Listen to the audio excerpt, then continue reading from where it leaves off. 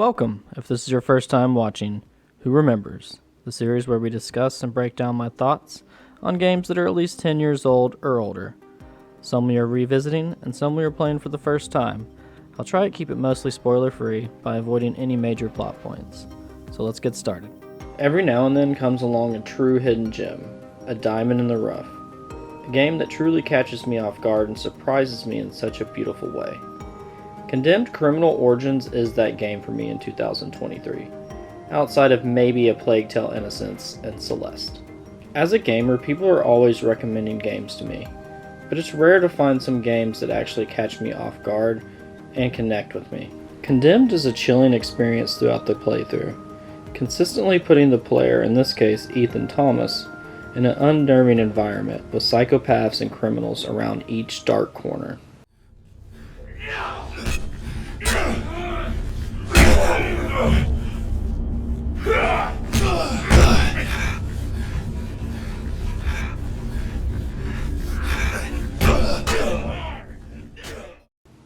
Ethan is a SCU agent actively investigating the murder of a young woman.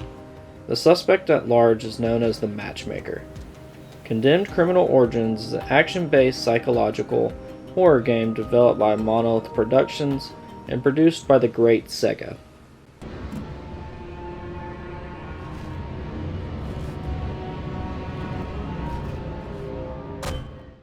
Originally released in November of 2005 on Xbox 360 and later on PC. Condemned is considered by many as a cult classic, and you'll often find it in many of the top horror game tier lists, for good reason. The chilling atmosphere will literally send chills down your spine as you make your way through the dark subway tunnels and dimly lit department stores.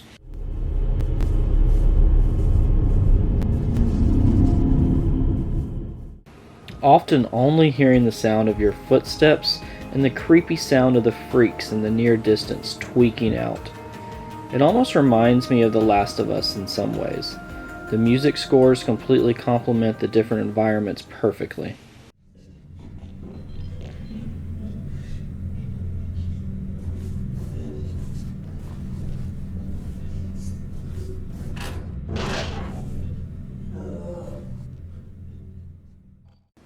Sometimes it ramps up the intensity to match the gameplay, and other times it's very subtle, allowing the location to speak for itself, leaving you with only the feeling of isolation and dread. These quiet moments are where the game shines, allowing the player to hear every movement around you. It's terrifying.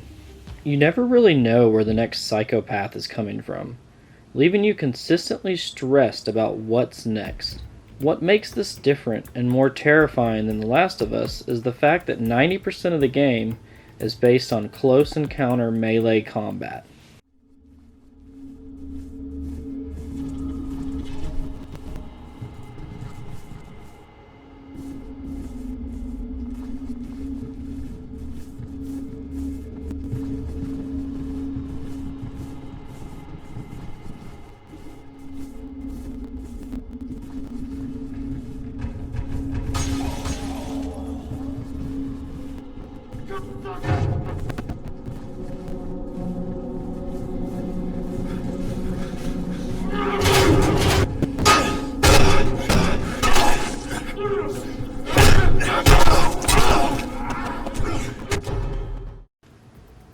Every now and then you'll find a gun with a handful of bullets in it, but most of the time you'll be using a steel pipe, a 2x4, or whatever else you found laying around.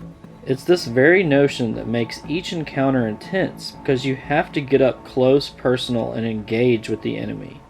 You can try and run, but you have a stamina bar, so you can only run for so long. Each location in the game is basically the last place you ever want to be in this unsettling setting, filled with freaks hiding in the shadows. You visit a department store with creepy mannequins everywhere, making it very difficult to determine what's real or not. You have dark subway tunnels filled to the brim with nightmare fuel. I mean, have you ever rode the subway in the city late at night by yourself, with tweakers lurking in the shadows of each corner? How about walking around an old and abandoned school building, searching for a dead body in a locker? Or maybe you'll enjoy chasing after a serial killer in a rundown library with endless bookshelves and long, dark, stretching hallways. Or perhaps you prefer the great outdoors, like apple orchards filled with monsters chasing after you with torches under the moonlight. If any of this is up your alley, Condemned Criminal Origins is the game for you.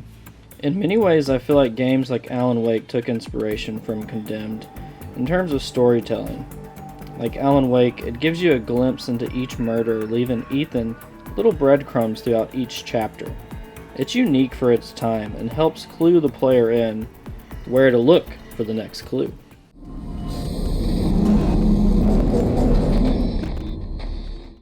Speaking of clues, let's talk about the crime-solving investigation aspect in Condemned. I actually enjoyed the gameplay element because it allows things to breathe a little. The best horror games offer the player a little downtime, a chance to catch their breath. Remember, this is a psychological horror game, not Doom.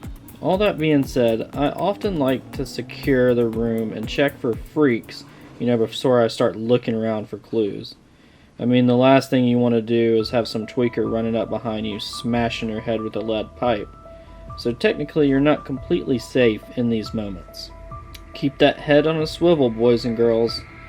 Ethan has a couple different investigation tools to use throughout the playthrough. You have a sampler, which evaluates the chemical makeup found in pieces of evidence and used to send back to the lab. You have a 3D scanner, which captures three-dimensional scans, and lastly, a digital camera. If you're not finding evidence, you might use one of these tools to track a subject. I really like the investigation element, but also I'm a big fan of puzzles within horror games.